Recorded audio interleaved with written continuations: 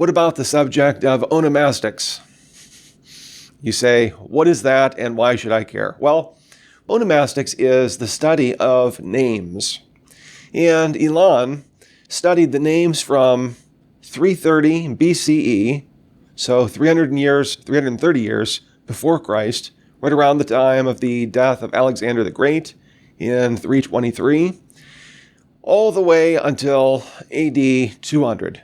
So over a half of a millennium, she studied the names used in Israel during that 500-year span. Now, most of these names were between 50 BC and 135 AD. So between roughly that 180-year span. That's the narrow focus. And in that time period, Elon found that there were 2,953 names total. So roughly 3,000 total names. 447 names were male and 74 names were female. She referred to this as a modern-day telephone book, which telephone books are no longer modern, but give her a break, okay? The idea was that she compiled all of these names and separated the male names from the female names and saw the percentages of the names which were used. Now you might say, who cares? This sounds like something that would help with my insomnia at night to study Israelite names during the Second Temple period. Here's where it's important. Cambridge scholar Richard Bauckham compared her percentages of names with the percentages of names in the Gospels. This is what he found. When he looked at Elon's percentages, he found that 15% had the most popular names of Simon and Joseph. So too, 41% had one of the 9 most popular male names. So 41% had the same names, 9 different names. 28% had the 2 most popular female names, Mary or Salome.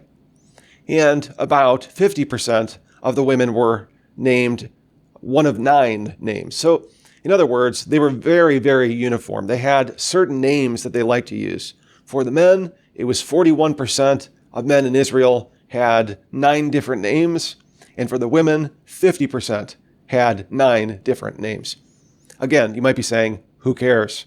Why should anyone care? Here's why you should care. Because when we compare this, according to Bauckham, with the New Testament names, we see that these percentages are almost exactly the same. Whereas in the popular culture of all extra-biblical literature, 15% had the name Simon or Joseph. In the New Testament, it's 18% are named Simon or Joseph. 41% had the 9 most popular male names. 40% have the 9 most popular male names in the New Testament. Same thing with the women. 28% were named Mary or Salome, and 38% were named Mary or Salome. 49% had one of the top 9 most popular female names, and 61% had one of the top 9 female names. How do you fake that? Asks Bauckham.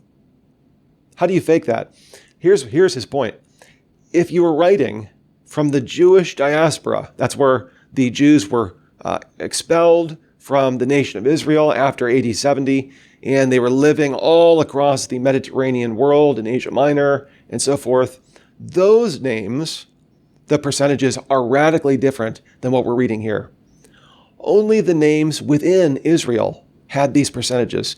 And when we read the Jewish names from extra-biblical history, these are almost exactly the same as the percentages in our New Testament today. So if these were writers writing outside of Israel, they wouldn't have invented these names.